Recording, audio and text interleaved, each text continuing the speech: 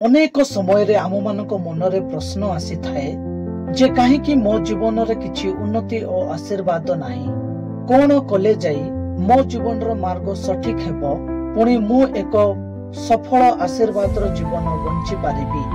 जदि मो जीवन रे ईश्वरंकर एक उत्तम योजना रही अछि ताहेले कहीं ताहा आज जाए मो जीवन रे कार्यकारी होई पारु नाही। मु ईश्वरंकर संतान होई मध्य कहीं केते समस्यार सम्मुखीन हेउछि। एही सब प्रश्नर उत्तर पवित्र बाइबल आम मानकु जौन 15 पर्व रे देइथाय। आसंतु आज आम माने पवित्र वाक्य ए समस्त प्रश्नर उत्तर पाइबा। एठरे यीशु निजको प्रकृत द्राक्षालता स्वर्गीय पितांको कृषक पुणी आम मानक शाखा सहित तुलना करନ୍ତି।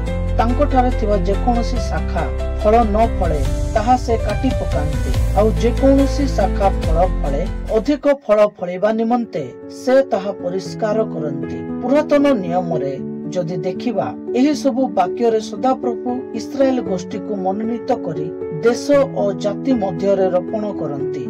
जे प्रकार से माने सदा प्रभुंको न्याय, धार्मिकता, सत्यता, विश्वस्तता को प्रकाश करନ୍ତି, किंतु एही समस्त करिवारे इस्राएलिय माने विफल हुअନ୍ତି। तेणु से अपना अद्वितीय पुत्र यीशुंको प्रकृत द्राक्षालता करी जगत मध्य रे रोपण करନ୍ତି।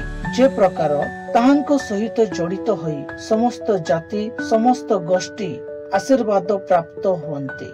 मोहर प्रिय माने जहन 15 पर्वरु से आम मानंकु शिक्षा दियंती। प्रथमे ताहांको सहभागिता रे रहिबा, द्वितीय रे निज समस्त पापरु परिष्कृत हेबा एवं तृतीय रे उत्तम फल फळिबा मध्य से चेतना दियंती। जदि ताहांको ठारे आमे रहिबा नाही पुणी मंद फल फळिबा ताहेले अनंत अग्नि निमंते प्रस्तुत रहिबा, पुणी आमे माने नरकगामी हेबा।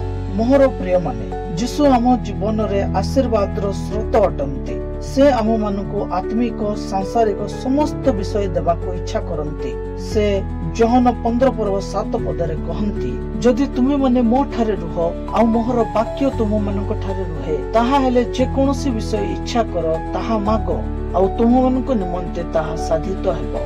हाँ मोहर प्रिय माने यीशु आम मानक समस्त इच्छा करिबा विषय देबाको प्रस्तुत अटନ୍ତି। आमे केवल ताहांको वाक्य अनुଯାयी बंचिबा उचित, पुणी तांको वाक्य को अधिकरु अधिक आम मानकर हृदय मध्य संचित करबा उचित। कारण आमे प्रचुर फल फली आशीर्वाद रे परिपूर्ण हेले से आम मानक जीवन दे महिमान्वित हेबे, पुणी आमे माने ताहांकर प्रकृत शिष्य हेबा। पुणी एही जगत एही पृथ्वी जानिबो जे आमे माने यीशुंकर अटो। आसंतु आज निजको नम्र करिबा, पुणी ईश्वरंक ठारे निजको समर्पित करिबा। आज ठारु यीशुंक ठारे एक नूतन जीवन रो यात्रा आपण माने आरंभ करंतु। प्रतिदिन प्रार्थना करंतु, अधिक बाइबल पढ़ंतु, अन्य को सहाय्य करंतु, सुसमाचार प्रचार करबा निमंते अन्य को उत्साह करंतु, तत्सहित निजको उत्सर्ग करंतु। पुणी ईश्वरंक ठारु समस्त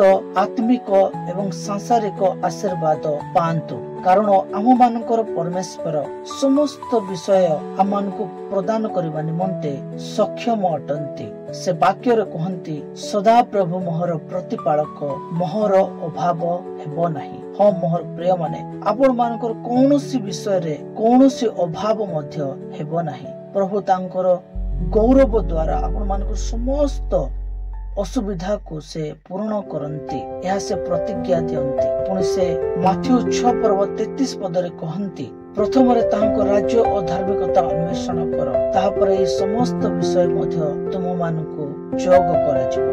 हम मोर प्रिय माने प्रथम रे तांको राज्य और धार्मिकता को हमें अन्वेषण करबा, ईश्वरंकर अनुगमन करबा, पुणी प्रभु आमनकु समस्त विषय देबे यह माने विश्वास करबा। आपण माने विश्वास रखंतु जे प्रभुंकर योजना आपण मानकर जीवन निमंत रही अछि, पुणी से निश्चित भाव रे ताहा अति शीघ्र विश्वास द्वारा आपण मानक जीवन रे स्थिर करबा चाहउछंती। आशा करे एही वीडियो आपण मानको भलो लागिथिबो। एही प्रकार अनेक वीडियो देखिबा निमंते हमनकर चैनल को सब्सक्राइब करंतु, पुणी लाइक और शेयर करबा भूलिबे नाही। धन्यवाद।